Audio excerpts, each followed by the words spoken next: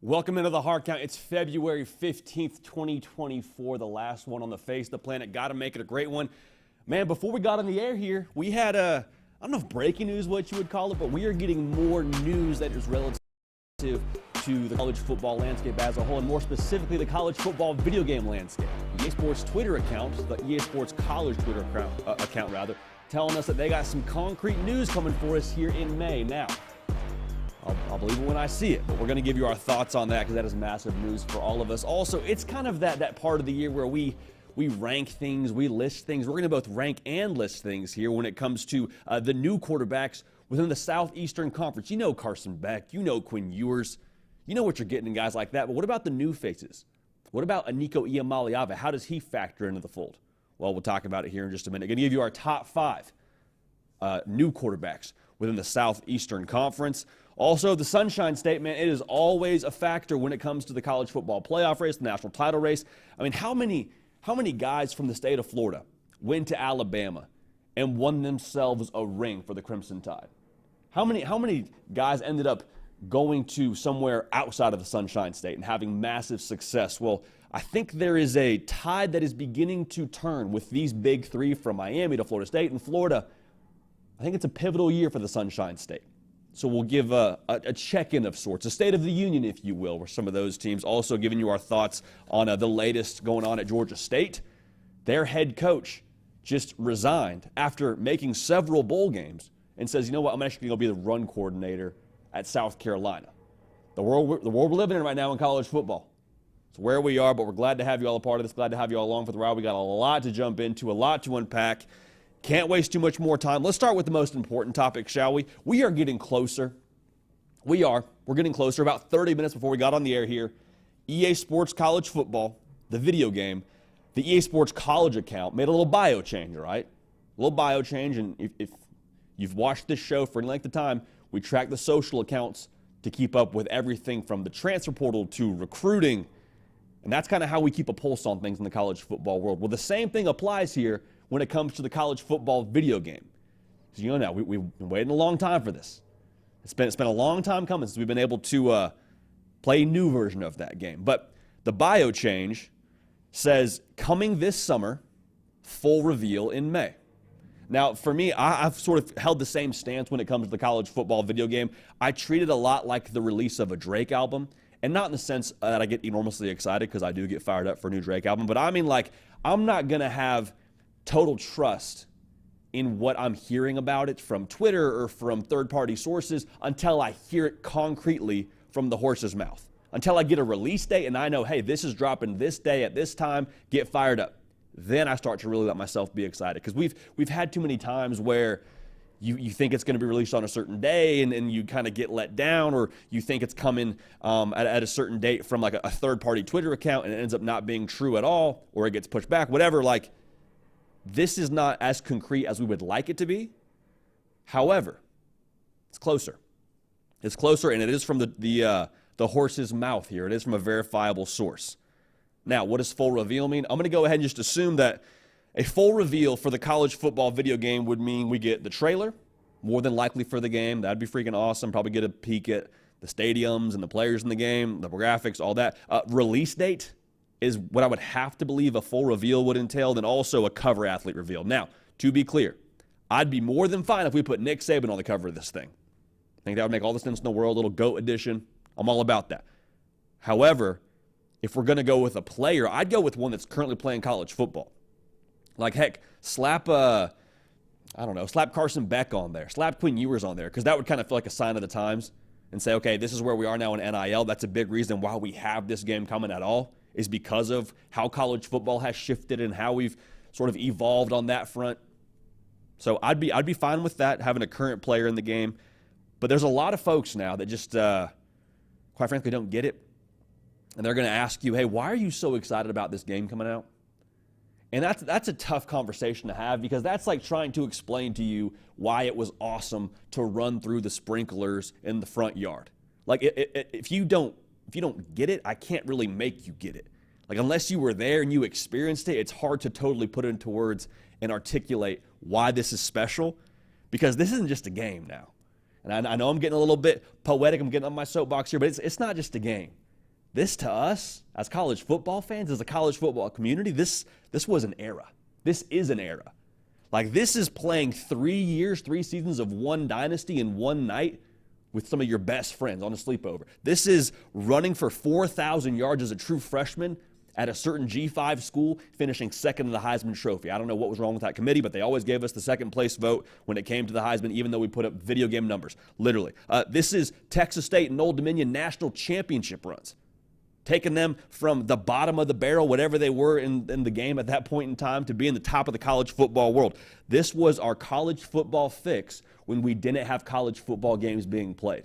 Because we're fortunate to have this job and sit behind the mic and talk about ball all year round, but it wasn't always this way. There wasn't always year-round college football content. You would have the occasional one-off show that would pop up maybe once a week, or maybe it would pop up closer to spring football, and that was kind of when you started to get more and more back into it. But like, for us, this is what fed us for a long time when we weren't having college football in the fold. So with this coming back now, sounds like there's a lot of modern spins on the game. It sounds like you're going to have the new stadiums, the new uniforms. Sounds like you'll have the transfer portal, which feels like that's the only right way to go about it.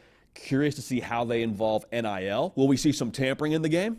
I don't know. Remains to be seen. Head on a swivel, though. Just because we're getting some more information doesn't mean you're not going to get some bad actors out there, some folks that think they have a source, they don't have a source at all, telling you, hey, here's the release date. It got leaked. Until we hear something from EA Sports, we are not trusting anybody. Still working on getting a confirmed source from EA Sports College Football to come on the show and talk shop with us. Told you we'd do that. We're still working on that. Head on a swivel now. Until we get something from one of these sources, we don't believe anything. All right? Guard up. Keep moving forward. Head up, Kings. Good things are coming.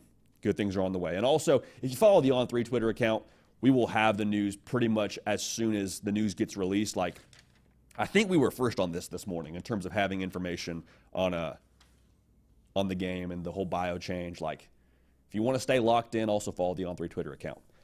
Appreciate y'all for that. Hey, in just a matter of minutes here, probably 20 or so minutes, going to be joined by one of the newest members of the On3 family. Phillip Dukes has a show on the On3 Recruits channel, 5-Star Flex, sitting down with some of the top recruits in the country, talking their recruitment, talking what's going on the field, going on what's off the field. Dude is an absolute legend. So fired up to have him on the show again. That's right around 20 minutes from now. He's one of the GOATs, man. One of the GOATs. And so we're fortunate to have him on this show here coming up, and just going to talk about, one, him joining On3, two, talking around the recruiting landscape, who he's impressed with, who he's hearing recruits are impressed with. So that'll be a lot of fun. Excited to have that here for you in a matter of 20 minutes. All right.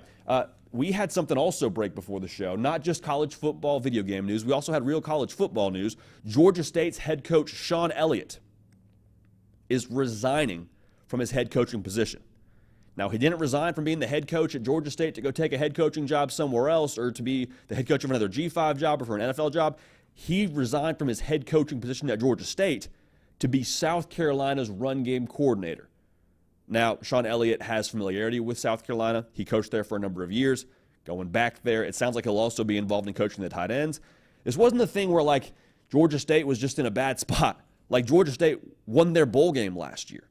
Now, I understand you're not winning the college football playoff or competing for national championships at Georgia State, but, like, still, it wasn't like Georgia State was just absolutely down bad when it came to what they had on the field. Now, Matt Berry from ESPN actually quoted the report from Gamecock Central, who is the On3 South Carolina site, the On3 South Carolina Twitter account, rather, and he quoted the tweet and said, quoted the tweet announcing Sean Elliott was leaving for South Carolina. And he said, spoke to Coach Elliott at the Senior Bowl. He told me NIL challenges and player retention at Georgia State was going to get worse in this new era of college football. It's where we are right now, y'all. It's where we are right now. And it feels like this is not the last time we're going to see a G5 head coach pivot to take a job at a lower level, at a higher level school. Just what Sean Elliott did, taking a run game coordinator job at an SEC school when he could have been the head coach at a G5 school. Now, to be honest, it's hard to blame anybody in the situation. Because think about it this way, college football in so many ways is about building, right? It's about building, especially on the roster side of things. You acquire traditionally, right, 2 or 3 recruiting classes, you get your right talent in there, and then once those guys all kind of mature and get developed, then you start having real success on the field. Once you have your standard and culture in place, you build for a number of years to have success. Well, at the G5 level, with the age of the transfer portal and NIL, if you have a good season and you have aspirations to go play in the league, pretty good chance that somebody else at a Power 5 institution or Power 4, whatever, Power Conference institution saw your games, maybe played against y'all, and said, hey, maybe you could come play for us. Maybe come play for us and make a little bit more money doing it too. And at that point, you're like, if you're one of those kids that has that opportunity, how are you blaming them for that? They want to go play at the highest level. They want to go play in the NFL. They want to get more exposure. And then in the immediate part of things, you can make some more money doing so. It's not right, but who are you blaming? Are you blaming the kid? Are you blaming the coaches? Are you blaming the system? I would rather blame the system when it comes to that whole thing. Because at the end of the day, like, what's a kid supposed to do in that situation? Has a chance to make a life-changing decision for his future and set himself up for professional success at the next level in the NFL. Give himself a better chance to do that.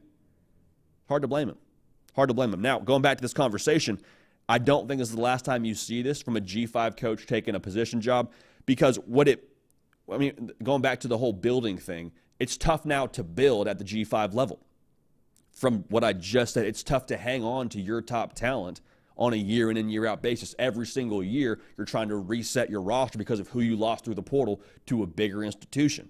And so if you want to be a head coach, which I would imagine most coaches in college football have aspirations of eventually being a Power 5 head coach or being a Power Conference head coach, the route going from G5 head coach to Power Conference head coach, I don't think it's finished, but I do think it's starting to trend in another direction where that's not the most attractive way to do it.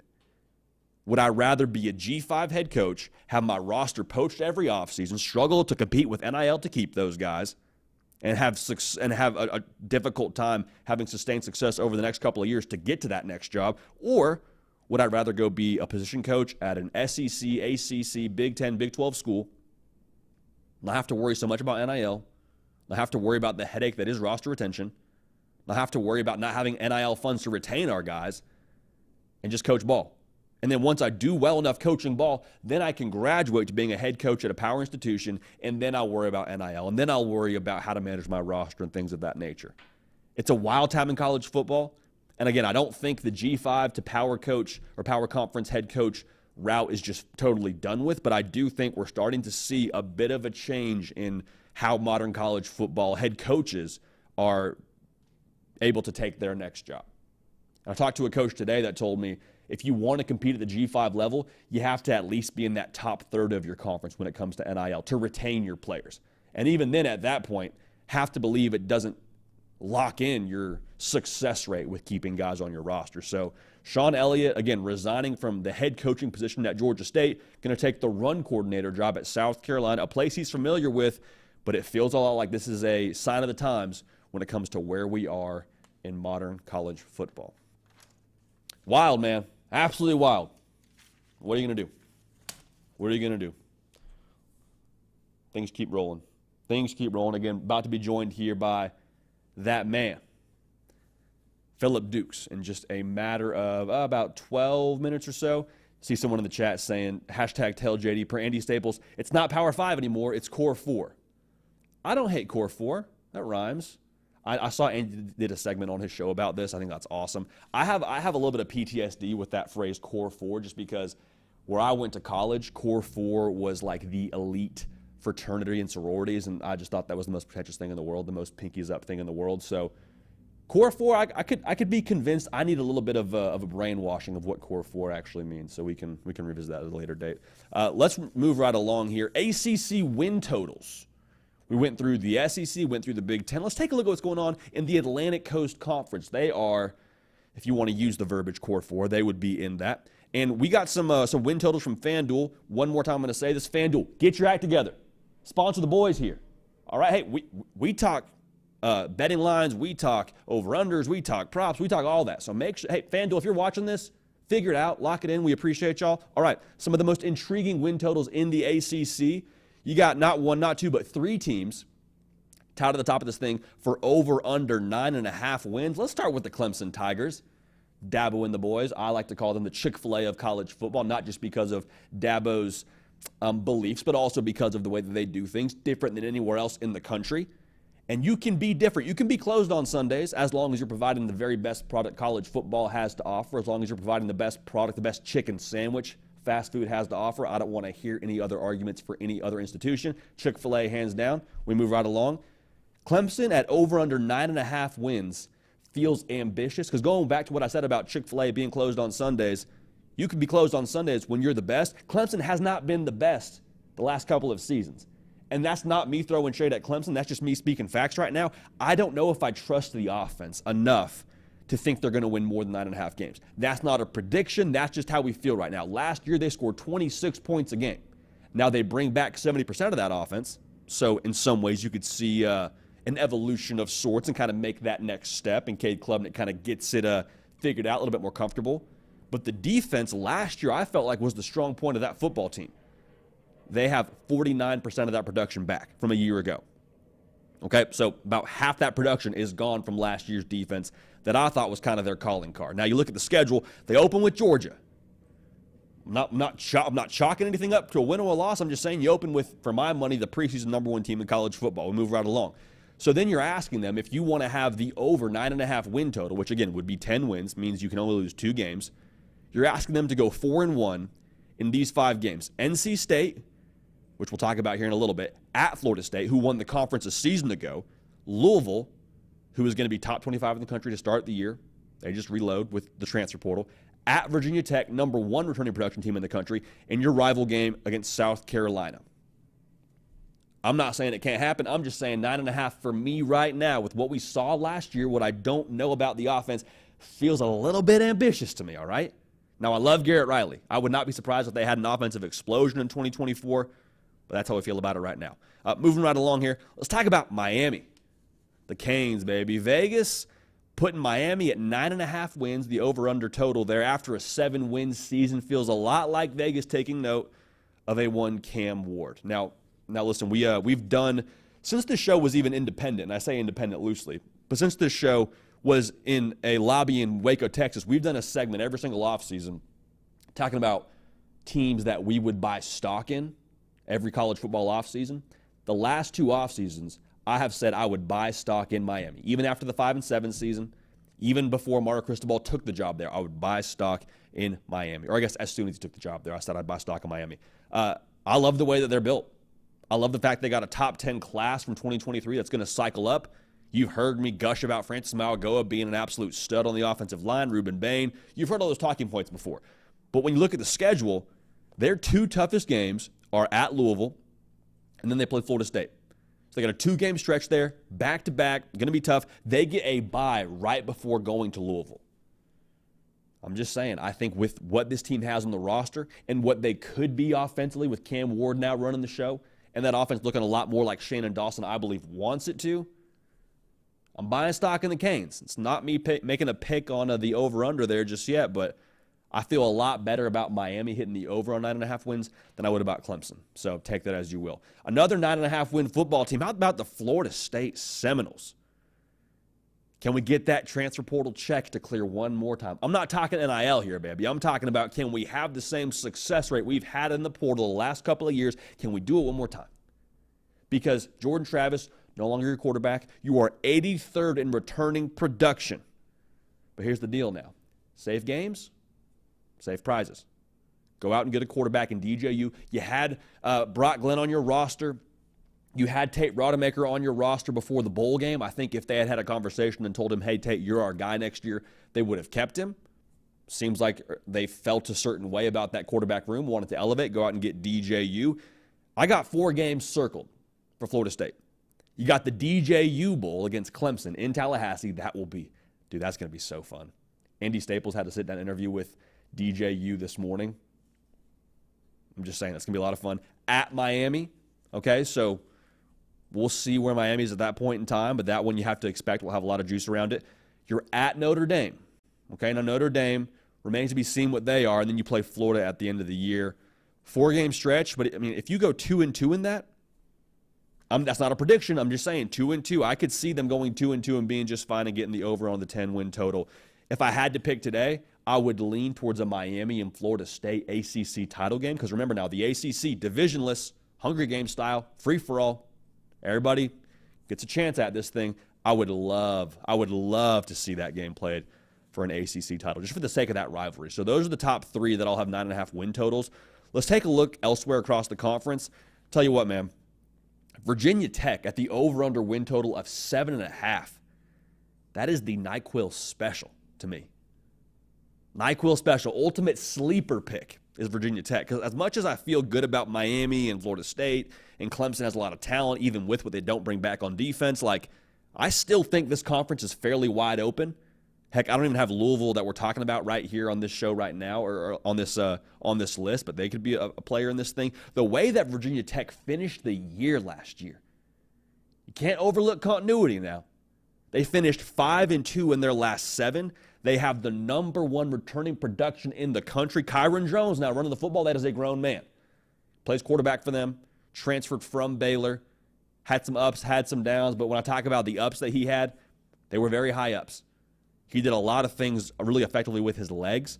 I think he's got a lot of ability as a passer as well that we haven't seen just yet. Dude's a ball player now. All right, so Kyron Jones, someone to keep an eye on. If he puts it together consistently how we saw him play at a high level last year, and that's just his mode throughout the course of the season, like keep an eye on Va-Tech. Keep an eye on Va-Tech. Their toughest road game is at Miami. They play Clemson in Blacksburg, which has sneaky written all over it. No NC State. All right, so I think the schedule is workable. They could be that out of nowhere team that you see this year in college football. Do not be surprised if we talk about Virginia Tech at the end of the year as being one of those teams that's competing for the ACC championship. Not a prediction, but hey, we're sitting here in February. We're going to talk our cash, and that's how we feel about Va-Tech. One more team I want to talk about here, NC State. Over under at 8.5, right? Now, there's several teams in college football that we just call cockroach teams. And when I say cockroach, I mean that in the most endearing way possible, because we all know this. When you try and smash a cockroach, like you find one in the kitchen or you find one in your bedroom or wherever, and you try and smash it, it takes a lot to kill that thing. Like, those things are durable, they're tough. I would go so far to say that cockroaches are, in fact, the ultimate program guy. They don't care about how it looks. They just keep on moving forward, and they're all about culture. They stay tough. That's NC State. That is NC State to a T. The last time they won less than 8 football games was 2019. All right, this is a Dave Doeren team through and through. They are 80th in returning production. Guess who cares? Nobody at NC State. Not a soul at NC State gives a darn about who is or isn't coming back.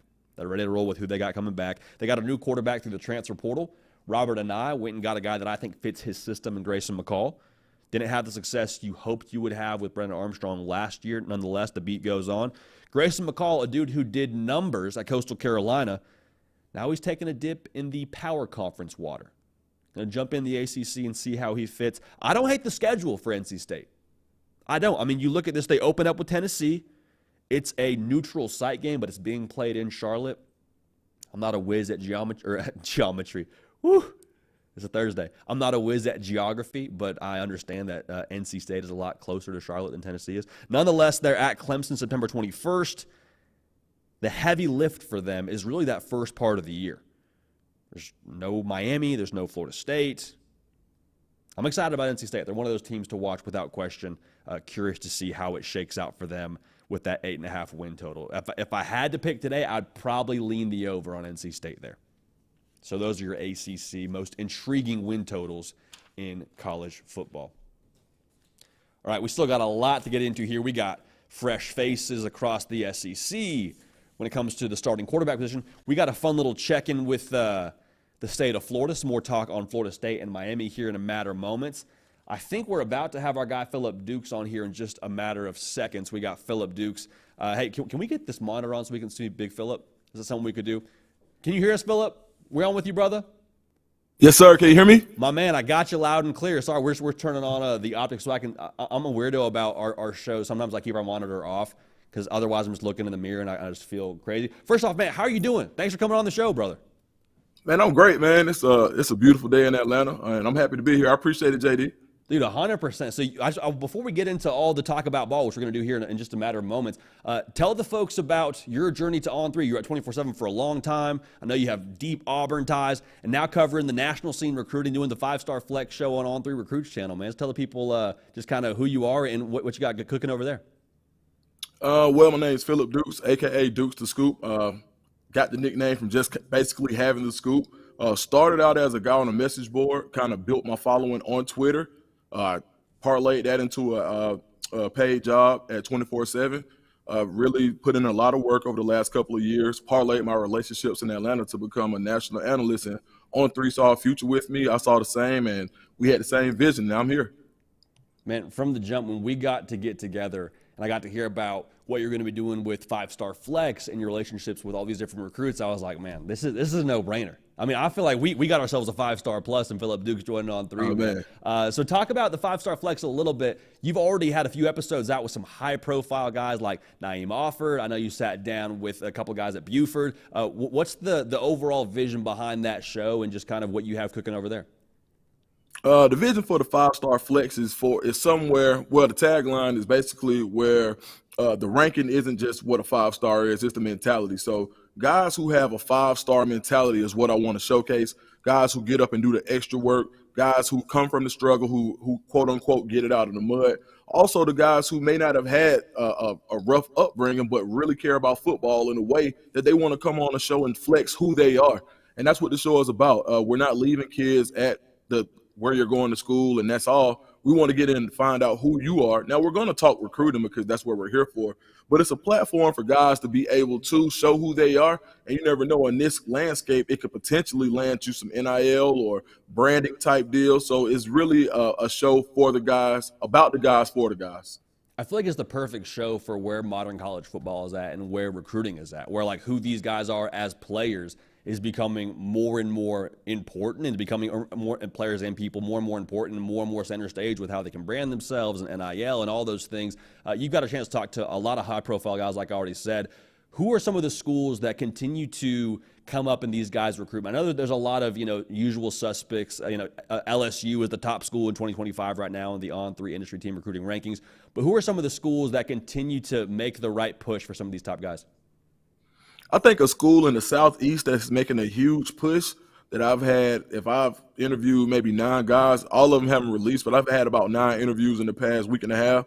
And Oregon has been in at least 5 of them. And these are all 4-star or higher guys. But Oregon is making a very big push in the Southeast. I had one guy who was in Martellus Carter, who's the #1 player in Kentucky, said that Oregon visited them twice. And the father, who was also on the show, was saying you have to be very intentional about coming to Paducah, Kentucky to recruit a guy. And being able to see Dan Lannon in that capacity has really influenced him and more kids in the area. Naeem Offord, he's solidly committed to Ohio State, but he literally on the show said that's one place I have to visit is Oregon. I think Oregon they really got it going right now, and they're able to recruit with a national imprint, which I think is huge, being such a polar opposite on the Pacific Northwest. I was going to say that brand, man, like for this generation of kids, they grew up seeing Oregon as being one of those players nationally in college football. Like they saw Marcus Mariota win the Heisman. They saw them play for a national championship. They've seen them win Rose Bowls. How much is that Oregon brand carrying weight for these kids on top of the Dan Lanning effect that you just mentioned? So I think we're in what I like to call a microwave generation, where it gets hot fast, but it cools off fast as well. So I think that with a lot of these kids, I think it's more so what have you done for me lately? When you look at the class of 2025, they were born in 2007. By the time 2013 rolled around, they were only 6 or 7 years old. Most college football fans wake up around the time they're 10, so all they're seeing is 2015 and better. And so when you look at that, it kind of diminishes a little bit of what Oregon was able to do in the mid 2000s all the way up to the mid 2010s.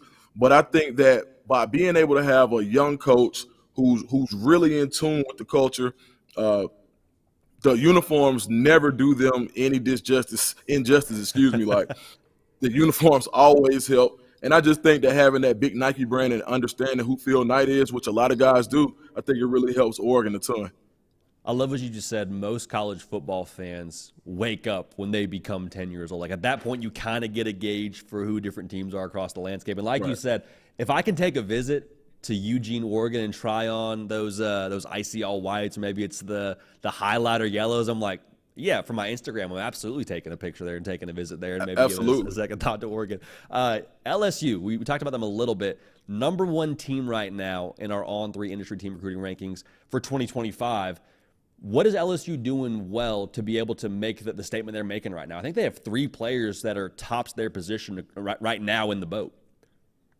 Yeah, I think when you look at this, so now this is where the recency bias really helps you. When you look at the guys who are popping in the league right now, like not even going back to a guy like a Honey Badger, let's look at the number 1 receiver in the league or the top 2 receivers in the league, depending on who you ask, Jamar Chase, Justin Jefferson. You look at that 2019 LSU team where you got Joe Burrow, where you have all of these guys, Clyde Edwards-Helaire, you've got the 2 Jamar Chase, Justin Jefferson. These guys have proven and elevated LSU to a level where it doesn't matter what happened last year. We know this is somewhere that we've seen with our own 2 eyes that you can be successful at if you have the right people. When you look at what they were able to do with Jaden Daniels, he leaves Arizona State. They clean out his locker for him. You basically call him trash, and then he goes, but wins the Heisman in the offense. So, of course, Bryce Underwood, the number 1, like, if that guy can do it, why can't I? Decorian Moore, the number 1 wide receiver, when you look at building a battery, that's exactly what you want. And I think LSU really has it. And shout out to Brian Kelly at LSU, because he gets down there, he has that weird accent, and he's trying to talk Southern, and he's dancing with the recruits. But what I saw was effort. And I saw that he was willing to maybe step out of his comfort zone in order to endear himself to a region where you have to be successful in order to be successful in college football. So I think that LSU has really taken to basically their home territory and kind of expanding their imprint using their NFL connections. Yeah, I mean, if you can put just a fence around Louisiana if you're LSU and just grab at least like half of that top talent, you in theory should be in pretty good shape going forward to win a lot of football games. Now, team that's won a lot of football games over the course of the last couple of years, the Georgia Bulldogs. They're just doing Georgia things right now. Are they benefiting a little bit from the Nick Saban retirement and kind of being that perceived top dog in the SEC right now? Yeah, I think you have to. When you think about who has the best track record lately, when we talk about the recency bias again, Georgia has been that team. And they're the only team that's won that national championship that has it going the same way they do now. Like Michigan, I really saw if Harbaugh was able to stay at Michigan, then yes, I thought it could have been a little different. But being that Harbaugh's gone, being that Saban's gone, being that Day hasn't done it yet, you got to look at Kirby Smart as being head honcho when it comes to college football coaches. And Georgia just has a program that's churning out NFL guys. It's a popular place to be. You look up, you see Quavo from the Migos on the sideline. And Kirby Smart is not afraid to get his hands dirty when it comes to recruiting. And that means going to the high schools that may only have 1 recruit. He's willing to go there just to build upon that relationship in case there is a 5-star in 2 to 3 years. For example, there is a training facility in Alabama called Madhouse, Montgomery. Shout out to Tracy Varner and the guys over there. But at Madhouse, they don't have a big-time 2025 recruit. But Kirby Smart still landed a helicopter there with his whole staff to say, hey, we're just making sure that you know that when those guys come through, Georgia's the place for them. And I think those efforts and being able to be relentless on a recruiting trail and the way Kirby Smart goes about it is the reason that Georgia is who they are right now. I love the helicopter videos. Anytime those pop up somewhere, I'm like, dude, if I'm a recruit, if I'm a high school senior and all my friends see a helicopter landing on our track or wherever you're at, like I'm at least giving them a visit, if not maybe thinking pretty hard about making a pledge there. Auburn, absolutely. Obviously a place that you're really familiar with. Hugh Freeze is a dog on the recruiting trail, man. I mean, what's the momentum they have right now? Last year wasn't the year I think that they wanted to have. It was still progress. Year 2, I'm sure, will be a scene in itself. What are folks saying about them on the recruiting trail right now, specifically recruits? Auburn is a brand that needs to be revived, and I think now you're at the – and what I mean by that is a lot of these kids didn't get to see Cam Newton. When you talk about the age, they don't really remember Cam Newton being the player that he was the same way that you and I do. But they know the brand. They know that Auburn is a Power 5 school, SEC school that's an hour from Atlanta based on where you live in Atlanta. Like if you live in College Park, where I'm from, it only takes you. Auburn is closer than Georgia. They also see a coach that is relentless recruiting. Hugh Freeze involved. If you look at all of the top guys that Auburn signed last year, the majority of them said Hugh Freeze was a major, major influence in their recruitment. And I think when you think about what Brian Harsin, his style of recruiting, Auburn's former coach, it was night and day. He ran the program more as a CEO. He wasn't the type of guy that wanted to talk to recruits all day. Hugh Freeze wants to talk football. Like, that's what he wants to do. And it kind of shines when he's able to get on the phone with recruits and he's able to talk to parents. So now when you think about the color scheme that Auburn has, the traditional jerseys, the proximity to really good, fertile recruiting grounds, I think that Auburn is somewhere that is over years past had been overlooked. But now when you see 5-stars start to go, when you see you see how they play Alabama, you're able to sell that with a couple more guys like you, that game becomes a 2-touchdown victory. And if somebody goes for it, then I think that's what you're seeing with the revival and recruiting in Auburn. It really feels like a powder keg. I mean, with Hugh Freeze, the way that he's recruiting, and like you said, the way that they played Alabama so tough, they played Georgia down to the final possession. Like, if they get a couple more guys up there and get that talent level where they want it to be, like, look out, they could be one of those major players in the SEC. Phillip, last question for you, man. We talked about Auburn. Alabama, obviously. I think a lot of people just have question marks about Kalen DeBoer and how he's going to recruit. It was obviously massive being able to get a recommitment from Ryan Williams, who decommitted after Nick Saban retired. What are folks saying on the recruiting trail about Kalen DeBoer and his efforts so far in Tuscaloosa? They're saying give him a chance. Multiple guys that I've had on the 5-star flex off the record that some of those are edited heavily because sometimes people get so comfortable they say some things that they may not want out yet. But Caleb DeBoer is doing work. There are going to be some guys that show up on the show that have already committed to getting Alabama official visits that they don't want out yet. But I'm telling you, Kalen DeBoer is a guy who has the offensive mind that's attractive to offensive recruits, and he believes in making sure that the defense is able to play freely, from what I understand. So when you're talking to guys who are supremely athletic and who want to be able to show their skills and play fast without having to do a chemistry equation before they go to where they need to go to make a tackle, that's very attractive, and I think that he's going to do well in the Southeast. Duke's the scoop, baby. Man, I'm so fired up to be working with you. I'm so pumped. Thank you for making time to jump on this show. We were trying to get you on record. JD, can I get 30 seconds, JD? 100%. Yeah, 100%. So, to everybody, this is what I want you to do. Go look at JD Piquel's high school highlights, and you will see why I will no longer call him JD Piquel. I will call him TD Piquel for touchdown, because this man balls. Straight up, JD. Hey, man, look, love you, dog. We'll talk soon. 100%, bro. I appreciate that. The Venmo is on its way for that quick plug, brother. I appreciate you, man. I'll do it again real soon. Hey, bro. Phillip Dukes. Hey, go check out 5-Star Flex on the On3 Recruits channel. Just between him and Josh Newberg, it's just banger after banger over there on that channel. That was man, that's awesome. I'm so fired up to be working with him. Another massive addition to the On3 team here. Phillip doing tremendous work. Tremendous work. Big play there by Nick Brake, too. Big play by Nick Brake. That was on me flying blind there with no monitor, but Nick stepping in, making plays. And also we have Jackson Odette, who actually is the producer for the 5-Star Flex, Phillip Dukes' show. So classified information on that show getting edited out. Jackson Odette has some intel now, it sounds like. So we'll tune into the 5-Star Flex. That's all I'm going to say. Appreciate it, Big Nick. Making plays, man. Making plays. Appreciate everybody tuned in live. Hey, like the video. Subscribe if you haven't already. I see someone in the chat saying TD Piquel. Man, that talk about an ego boost for your Thursday, man. That made me feel really good. I'm not going to lie to you. That made me feel real good. All right, so we're going to keep on rolling here. Got a few more things to get to. Talk to Dukes about where things are across the landscape in the recruiting world. Hey, let's take a look at what's going on in the recruiting world and maybe just the overall state of things in the Sunshine State. I highlight the recruiting side of things because of the top 50 players from the 2024 class, 10% of those cats were from the Sunshine State, including the #1 player in the entire country for that class, Jeremiah Smith. The translation here that I want us to all get online or get on board here with is the top talent in the country. A lot of it resides in the state of Florida. So with that being said, if some of these schools from Florida State to Florida to Miami, heck, maybe even UCF, they can get some momentum here with Gus Malzahn here in this upcoming season. Those are the keys to college football playoff appearances and ultimately national championships. If you don't believe me, look at who Alabama had on their roster when they were winning national championships. Okay, they had a lot of dudes from the state of Florida.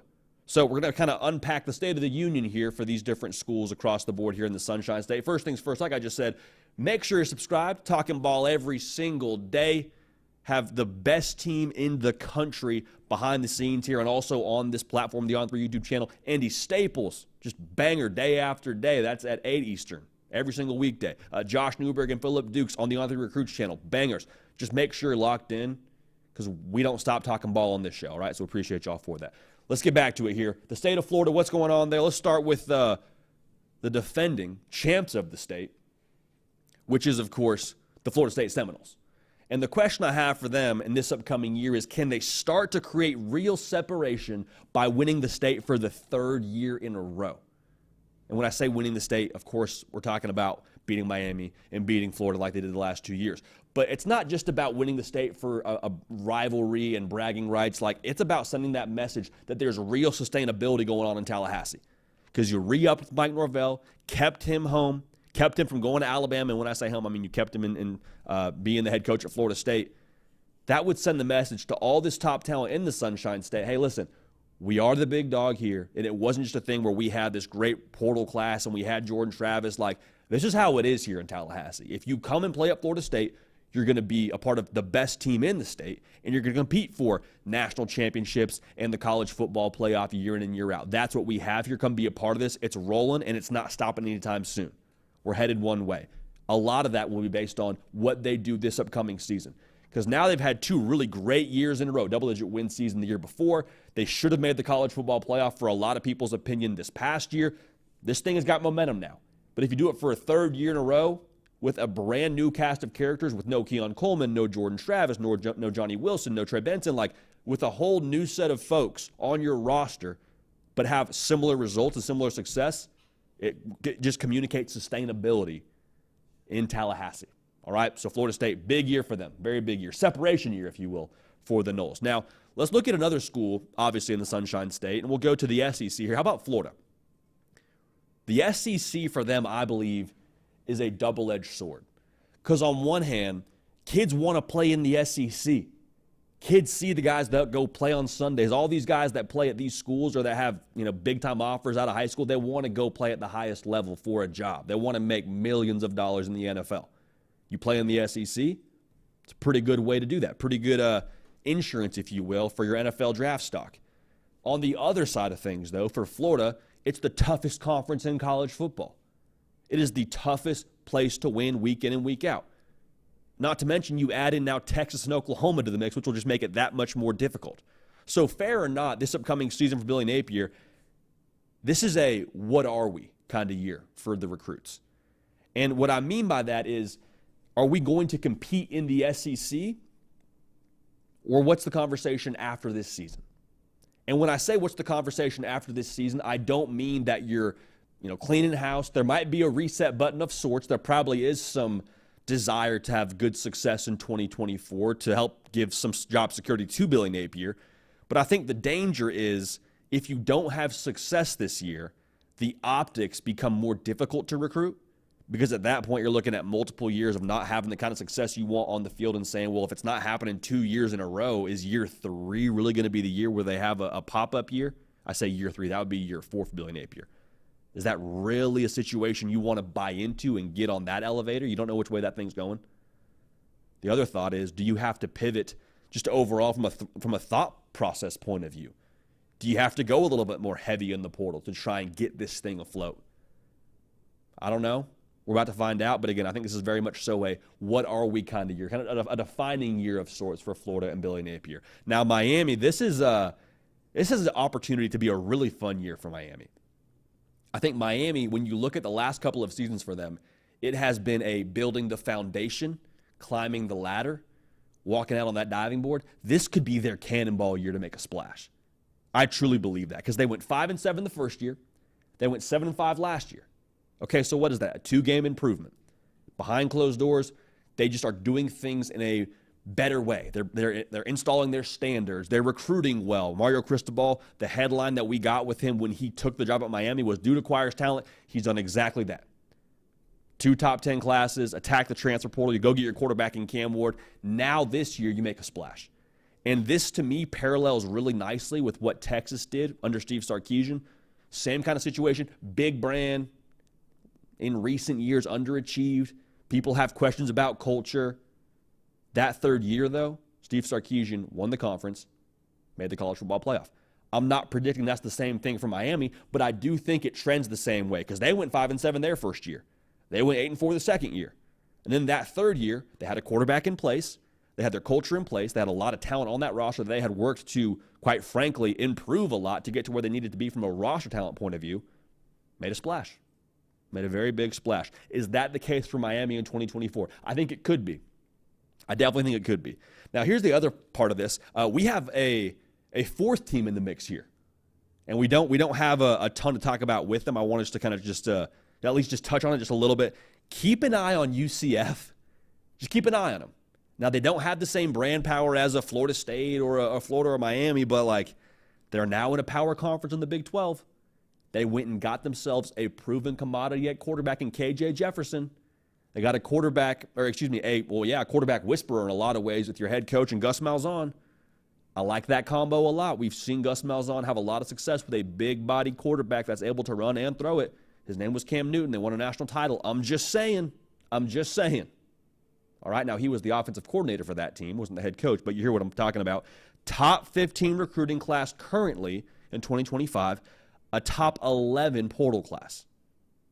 I'm just saying, if they get some success, I think a lot of kids would like the idea of blazing their own trail and going to a place like UCF. So we're not predicting it, but I'm just saying they now have to be factored in this power school conversation when it comes to the state of Florida. Exciting times. Exciting times. Anyone that said college football takes a break, if they were your friend, they're not anymore. They lied to you.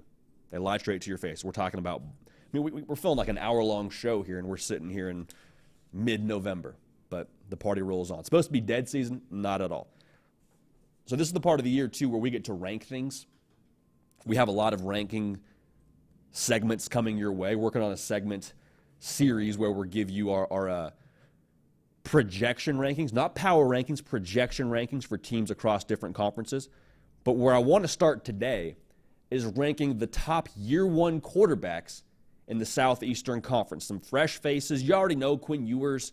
You know what you're getting into Carson Beck. You know Jalen Milroe. But what about these guys that we've never seen be a starting quarterback for the entirety of a season just yet? We've got a lot of them, a lot of high-profile names. Actually, I want us to get to right now. We'll go 5 to 1. We'll start with number 5. Lenoris Sellers still has to win the job. Dante Reno is a high-profile quarterback recruit that is going to work to compete for that job here in spring camp. Full transparency, I expect it to be Lenoris Sellers when this whole thing kicks off. That's a big boy now. That's a very, very big boy from the 2023 class. Our comp for him was Jalen Hurts. I should tell you how highly we think of his skill set. Charles Power actually went so far as to say that he thought Lenoris Sellers was a more refined passer than Jalen Hurts was at that point in the cycle. He is 6'3", 245 pounds, y'all. Good luck to your local linebacker having to tackle him on quarterback power. Good luck whenever he breaks contain, he gets downhill. Tons and tons of ability. Again, he still has to win the job, but I think Lenoris Sellers has a chance to do some really good things at South Carolina, just purely based off his ability alone. Also, if you're seeing this right now live, look at the rec specs, baby. Anybody that wears rec specs, you're goated. All right? Kareem Abdul-Jabbar wore rec specs. Eric Dickerson wore rec specs. I'm just saying, Mount Rushmore rec specs, Lenoris Sellers. Put him up there. All right, at number 4, a guy that I'm going to refer to as BVG, but his legal name is Brock Vandegrift. I think he might have the highest boom factor of anybody on this list. And when I say boom factor, we've used that a couple of times on this show. That basically just means when we fast forward the tape, let's say a few months from now, we could see him shoot up this list. 5-star quarterback from the class of 2021. He was a top 5 quarterback in that class. Now, he transfers to Kentucky by way of playing quarterback at Georgia. The folks in Athens now, when that whole battle was going on behind closed doors during spring football, before the spring game when Carson Beck kind of more or less won that thing, there was a lot of buzz around Brock Vandegrift. They were saying, hey, it's back and forth. Hey, the coaches like Brock Vandagriff. They like his toughness. They like what he does running the football for them. Hey, this is a ball player now. I don't know if he's going to win the job, but this is a ball player for you now. He made it tough on that staff, I believe, for the majority of spring and even at parts of fall camp. Tons of weapons at Kentucky. Another reason I really like him in 2024. You got Dane Key. You got Barry and Brown, who's lightning in a bottle. If you're able to distribute the football correctly in this offense, you will score a lot of points. I understand Liam Cohen's gone. Brock Vandagriff, his skill set and the talent they have in Kentucky, the talent they have on this offense, the weapons, I think good things are set to happen in Kentucky. Just because you didn't play at Georgia doesn't mean you can't still freaking sling it. So Brock Vandagriff, number 4 for us on our fresh faces list for quarterbacks in the SEC. Now, not just a fresh face, but a fresh team to the SEC in Oklahoma. Jackson Arnold, baby. Interesting thing about Jackson Arnold here. Top 5 quarterback in 2023. 5-star plus kind of cat. Everybody and their mama knew what they saw when they saw Jackson Arnold. He's a 5-star player. If Oklahoma didn't feel like Jackson Arnold was going to be great, they would not have allowed Dylan Gabriel to walk out that door and go to Oregon. That's just the fact of the matter. You saw the ability in that bowl game. You also saw a lot of turnovers. I think if he's able to put it together, he has a chance to have a ton of success in year 1 at Oklahoma. Now, the SEC will be tough, but I'm just going back to the bowl game like, yes, you saw him make some poor decisions. You saw him make throws late where you can't make throws late in college football and end up being interceptions. But, like, I also saw him running left, have to get his hips around, throw to the back corner of the end zone with someone getting after him, having to avoid the rush and just throw a dime rock. I also saw him drop a 60-yard bomb to his guy in stride for a touchdown. So as much as there was some things that made you say, don't love that, I chalk that up to being a true freshman. I think when he gets a full offseason under his belt, he has too much ability to not be a big-time player in the SEC. So he's number 3 on our list. Now at number 2, y'all hear that? We got some construction going on here around the On3 headquarters, but it's not the construction. It's the Nuss Bus. The Nuss Bus is coming full steam in Baton Rouge. Garrett Nussmeier, man, we've seen the preview now. We've seen the preview. We've seen him sparingly at LSU. Now you get to see the movie. Garrett Nussmeier, man, tell you what, if he's guilty of anything, it's loving to sling that football downfield, man. That was kind of the knock on him at different points when he was battling for the job. When Jaden Daniels first got to LSU, was like, hey, this guy can throw the ball a quarter mile. The problem is he wants to throw the ball a quarter mile. It feels like every other play. Got some gunslinger to him. To be honest, man, I don't mind that. I definitely don't mind it when you got Kyron Lacey running downfield for you. C.J. Daniels, by way of the portal, is a 1,000-yard receiver at Liberty last year. He's at LSU this year. Garrett Nussmeier is going to sling the ball downfield to those guys. I think it's going to make for some good things happening. Joe Sloan taking over as the offensive coordinator in Baton Rouge with Mike Denbrock leaving for Notre Dame. I think the offense will look pretty similar to what it did a season ago. You may not see the same run-pass options on the perimeter that Jaden Daniels had. Garrett Nussmeier just not the same kind of player as Jaden Daniels is running the football, and that's not saying a lot. Jaden Daniels is kind of a one-of-one in that respect. Dude can sling it. I want to make sure that you leave this segment knowing that. Dude can sling it. 31 of 45 in the bowl game for 395 yards and 3 touchdowns. I think there was 1 pick in there against Wisconsin in the bowl game. If nothing else, he's going to push the ball downfield. I think it's going to be a lot more than nothing else. I think he's going to have a really good season for LSU, and I think you'll see that offense continue to churn at a really high level, score a lot of points. Now, at number 1,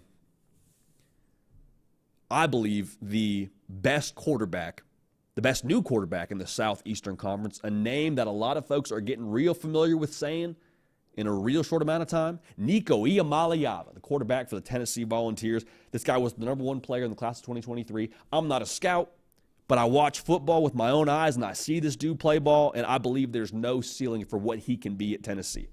Like, physically, I don't see any limitations for him pushing the ball downfield.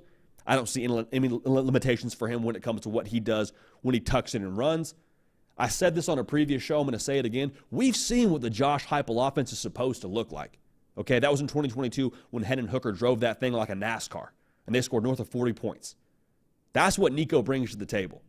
He brings that same ability. Now, do they have the weapons around him to score at that clip? We're going to find out. But I think with what he does running the football, it's a small sample size we saw in that bowl game, but those 3 rushing touchdowns, the way they called the offense for him against Iowa, which was a really stingy defense throughout the course of the year, that's going to put extra strain on the second level of a defense, when you're worried about Nico and him having a little bit of RPO, check the screen, it's not there, okay, I'm going to tuck it and run and get north on a quarterback, inside zone or whatever it ends up being. Like, he's got that kind of ability when he gets in the open field to really hurt you. That's something you got to prep during the week at the least, and something that can make you pay on Saturdays at the worst for a defense. So Nico Iamaleava, the offense, the ability, the tools. We love Nico Iamaleava, if that wasn't clear enough. So to recap it for you, our top 5 year one quarterbacks in the SEC. This is a mix of projection and prediction and what we know about them right now. Lenora Sellers at 5 for South Carolina, 6'3", 245. Good luck tackling him on quarterback power. Kentucky's Brock Vandergrift, little BVG action. Just because you couldn't play at Georgia doesn't mean you can't be the dude at Kentucky and make a lot of good things happen. Jackson Arnold, number 3, 5-star plus player. Expect him to do great things. Garrett Nussmeier, the Nuss Bus, moving full speed ahead in Baton Rouge. And then Nico Iamaleava at number 1 for us when it comes to the new quarterbacks in the SEC. All right, let's keep it moving now here. Let's hear from y'all. Let's hear from y'all. Before we do that, though, want to do a quick ad read here for us. So the task now for y'all in the live chat, those of y'all that are tuned in, get in the live chat, hit us with your questions, hit us with your takes. Had a few of them already in the live chat we've read off during this show, but we'll get to those in a matter of moments. All right. The hard count is brought to y'all by our friends over at Game Time. And Game Time, listen, I understand that college football games are not being played right now. Doesn't mean there's not still tickets for things to go to. We have one of our producers for this show, Trey Annity. Dude loves NASCAR. Guy loves left turns as much as anybody else that I know. And I believe it's the Daytona 500? Daytona or Indy? Daytona 500. Nick Brake is nodding yes, Daytona 500. That's coming up this weekend. If you want to be there, you want to be there for the best price, Game Time taking care of you.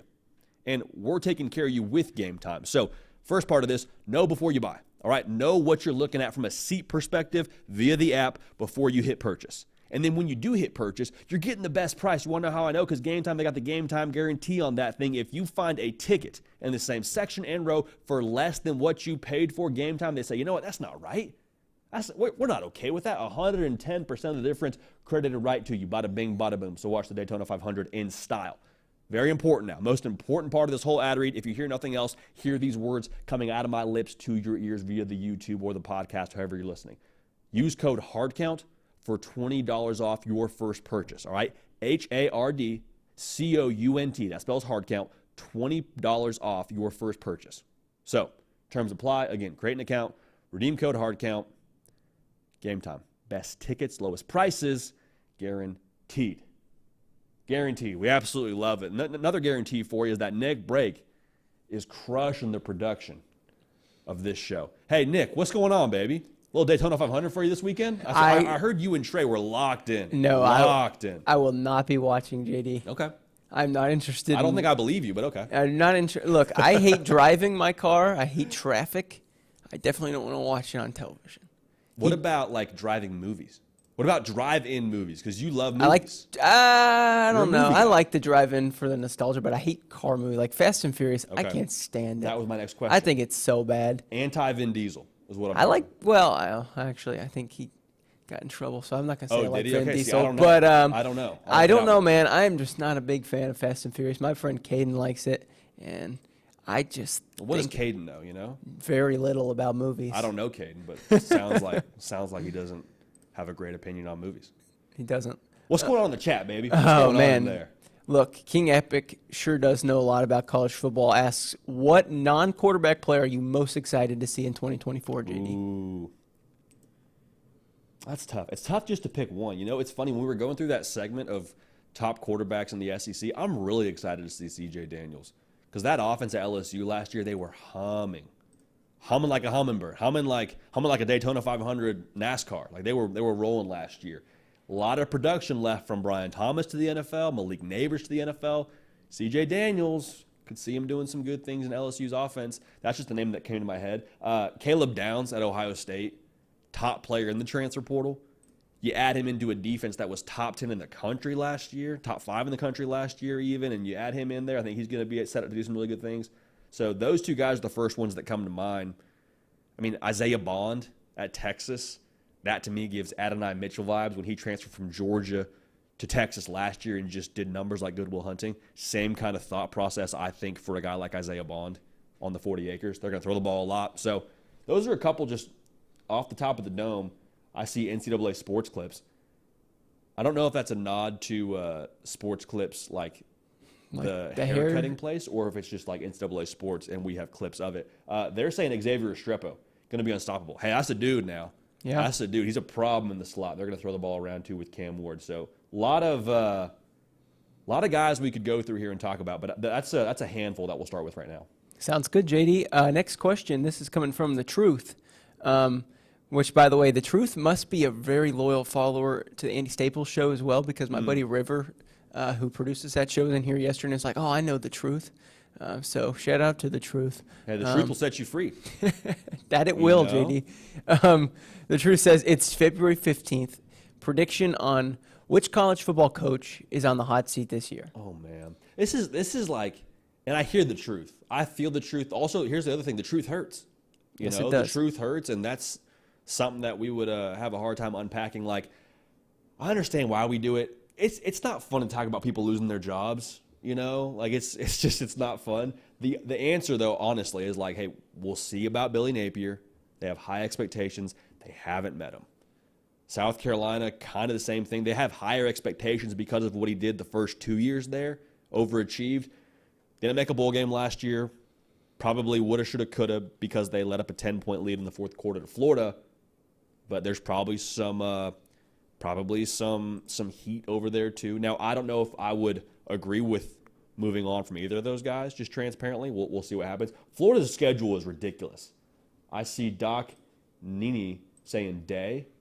Ryan Day, again, the guy where I'm like, No. I think he's a top 5 coach in college football. Like, I get he hasn't met your standard, but like, really, you want to fire Ryan Day? Who are you going to go get? Urban Meyer? Who are you going to go hire? Like, who are you going to have as your next head coach? Well, he'd go somewhere else and do well, and then everyone would be like, man, I told you should have kept Ryan Day. Dude, if he was on the market tomorrow for any number of reasons, let's just say Ohio State said we're going to evaporate our football team. Yeah. No more football team at Ohio State. Ryan Day would be an upgrade for like 99% of the country. Yep. I think so. I think you're right too, JD.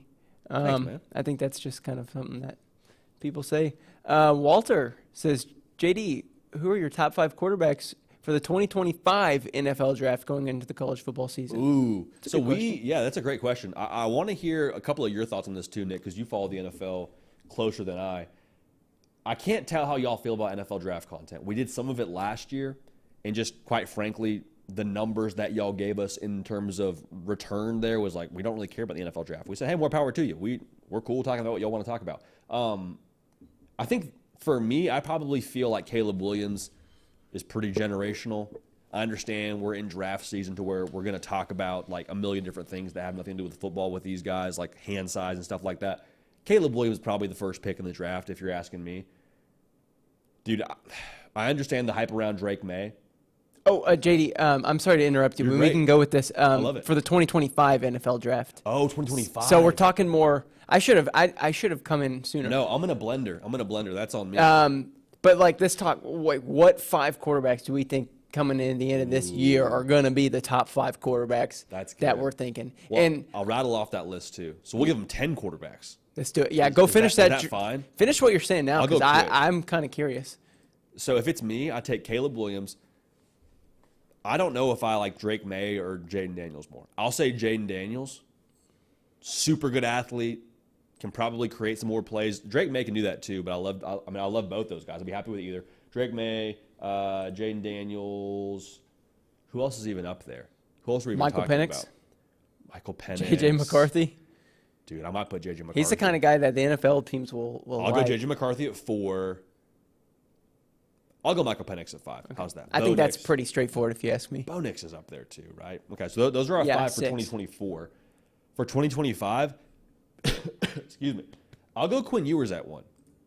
Arm talent, played a lot of football at this point. I love the fact that he's been through some adversity. I'll go Carson Beck at 2. Shedeur Sanders at 3 for me. I'm trying to think who else is coming out next year. Who else is coming out? 4 and 5. Maybe Dylan Gabriel at 4. He's not probably the NFL size that you want. I'll go. Cam Ward. Cam Ward could be a top 5 guy. That's probably why he comes back to college, is because he's not, getting the reviews he wants right now. I'm struggling to even think of who else is in college. I mean, heck, we could think about, who knows if Garrett Nussmeier pops off and has a good year. He's eligible to go to the draft. I like that top 3. I feel good about that top 3. Let's come back to this a little bit later. I feel good about those 3. I don't know about the other 5. That'll kind of make, I don't know if we had Michael Penix as a top 5 draft guy this time last year. No. I guess he led the country in passing. Cotton says Jalen Milroe is the 5th. Jalen Milroe. Potentially good. Yeah, we'll see. We'll see. Yeah. We'll see. I don't hate it. I just need to see more throwing the football. Yep. What do you say? 2 more questions. 2 more sounds awesome, brother. Matthew says, ask JD, what do you think Chip Kelly will do compared to Bill O'Brien would have done? So let's just say the 2 hypotheticals, one that's actually going to happen, one that would have happened. How different were they? I think the obvious one is the pace of play. And that's not to use a golf term. I'm horrific at golf, but I do think that Chip Kelly and that up-tempo style of offense, you're going to see more of that relative to Bill O'Brien. I think Bill O'Brien, too, just with his NFL pedigree, it would have been a little bit more of an NFL style of offense. I think Chip Kelly's offense, transparently, fits better with what they have on this roster. They're going to spread the football around more. It's going to give Will Howard quick decisions. Now, the NFL system that Bill O'Brien ran, maybe that sets him up better for the NFL in terms of being comfortable with an offense when he gets to one of those 32 teams next year. And Will Howard could also be a top 5 guy, maybe, if we go back to that 2025 question. I think Chip Kelly's offense, to put it simply, going to be faster. You're going to see more 2-back sets, and you're going to see more horizontal attacking when it comes to how they move the football. You're going to see them attack the edges of the field as well as run the football in the inside zone stuff. So a lot we could talk about with that, but it's going to be fast and attack the perimeter, whereas I don't think Bill O'Brien's offense would have been quite as aggressive on the perimeter and wouldn't have gone at the same pace as Chip Kelly's. Okay. JD, this last question from Happen, who has Clint Dempsey. That's a U.S. soccer legend as his profile picture. Yeah, I remember him. Yeah, I was going to say. Did he have a World Cup goal? He had a couple. He scored the earliest one in history, too, which I believe is the profile picture that Happen has. Good for him. Like 20 seconds into the game, so that was pretty epic. He kind of looks a little Robert Downey Jr.-ish, doesn't he? He kind of does. Doesn't he? That's kind of how I Yeah, remember he him. kind of does. He'd be a program guy, JD. I think Dempsey. so. I think so, too. Clint Yeah, Dempsey. program guy. Absolutely. Well, shout out Happen for that. He says, SJD, is there a real chance we see Florida win less than 4 games this year? I have the schedule if you'd like to pull it up, JD. Yeah, if you don't mind pulling it up, that'd be fun. I'll pull it up on here, too, just so we can be in lockstep.